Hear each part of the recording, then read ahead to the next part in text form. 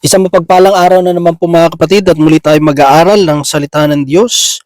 At ang salita ng Diyos na ating pag-aaralan, ating po itong kukunin sa sulat ni San Pablo sa mga taga-Roma, Kabanata 8, talata 38 hanggang 39.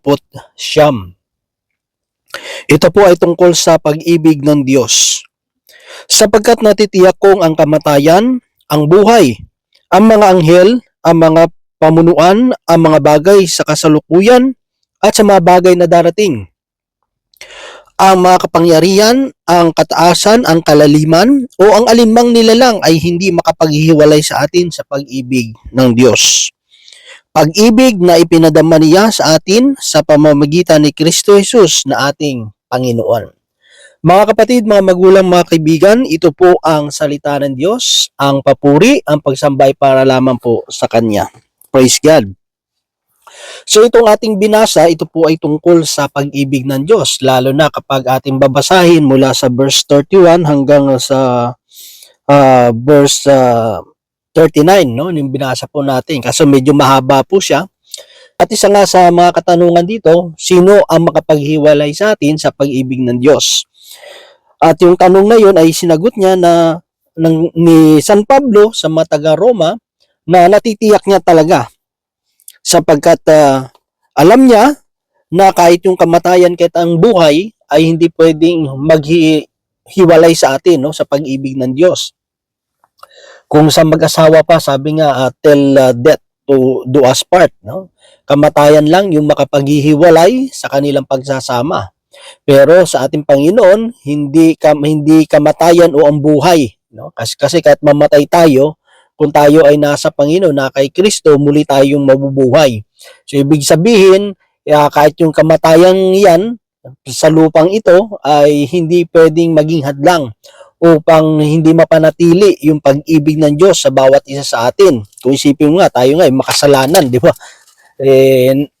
Nadama pa rin natin yung pag-ibig, yung kapatawaran ng Diyos, yung pagkakataong ibinigay ng Panginoon sa atin. How much more kung kay Lord na tayo, di ba? Yung wala pa nga tayo sa Kanya, nandun na yung Kanya pa rin pag-iingat, nandun pa rin yung Kanyang biyaya, nandun pa rin yung Kanyang pag-ibig. Kaya sabi niya, for God so loved the world, no? Hindi niya naman sinabi doon na yung pinainibig niya lang is yung mga naniniwala sa Kanya. Yung Kanyang habag at yung Kanyang pag-ibig, 'di ba? Na kahit tayo ay makasalanan at kahit pa yung mga anghel o yung mga pamunuan, kahit yung mga bagay sa kasalukuyan at mga bagay na darating, no? Siyempre, minsan yung tao, yung pag-ibig ng tao dahil sa mga pinagdadaanan nila ngayon, ay yung iba nawawala yung pag-ibig nila, di ba? Tumatakas na sa kanilang responsibilidad, tumatakas na sa mga dapat nilang kaharapin, di ba? Nawawala na yung pag-ibig.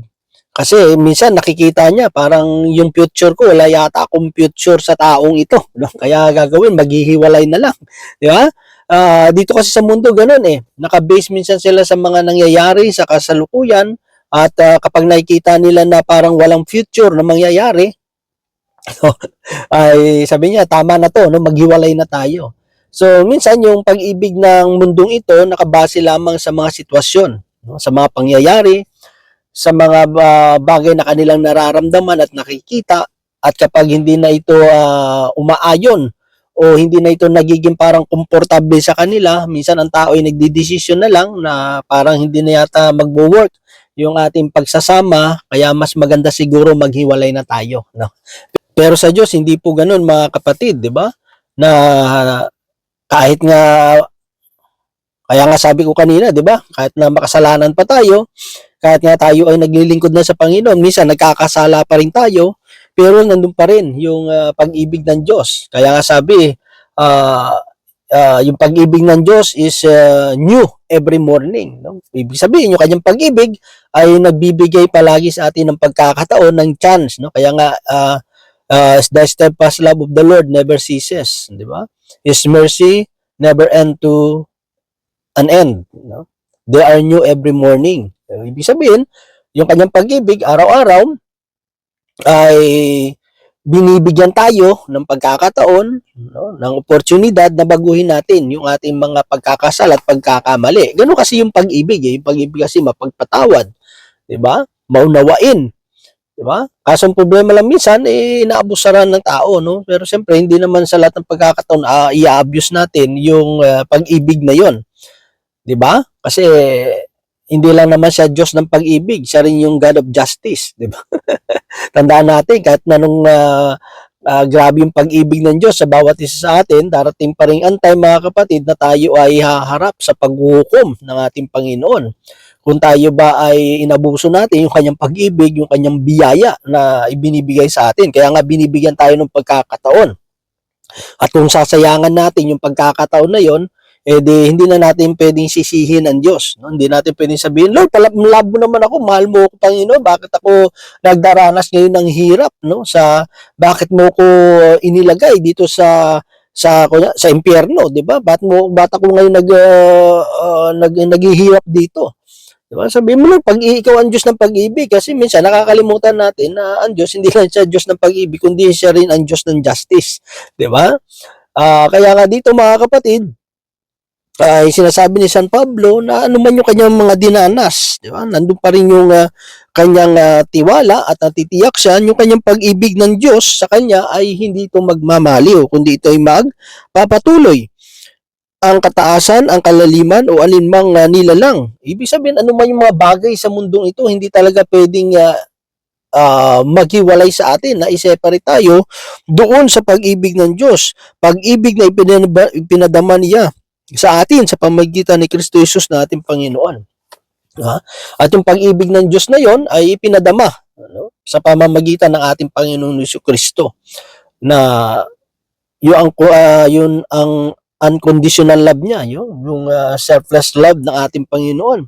Hindi niya inisip yung kanyang sarili, kundi ang inisip niya yung ikabubuti ng bawat isa sa atin na sasampalataya sa kanya, na i-offer niya nga yung buhay niya no, walang nang dadakila doon sa pag-ibig na pwede mong na ang isang tao ay inalay niya yung kanyang buhay, sabi doon, sa kanyang kaibigan, di ba?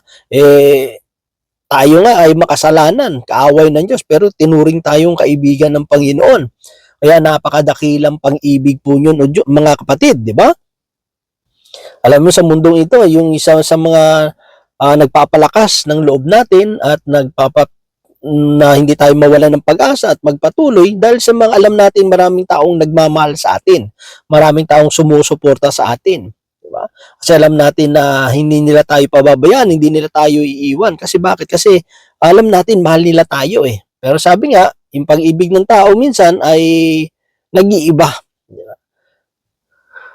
Kaya nga pinakita ni San Pablo dito na yung pag-ibig ng Diyos hindi katulad ng pag-ibig ng tao. Di ba? Kaya dito mga kapatid, simple lang naman yung ipaabot ng Diyos sa atin. Yung hindi yung kapigatian, hindi yung pagtitiis, yung mga problema, yung kapigatian, hindi kahit yung gutom, yung kaubaran, yung panganib o ano yung tabakman, no? May lagay man tayo sa panganib ay hindi pwedeng mag-separate sa atin, no, sa pag-ibig ng Diyos. Kaya nga sabi, love conquers all. Lahat ng bagay ay mapagtatagumpayan, madadaig natin kung naghahari sa atin yung pag-ibig, at lalo kung yung pag-ibig na yon ay nanggagaling sa Panginoon, di ba?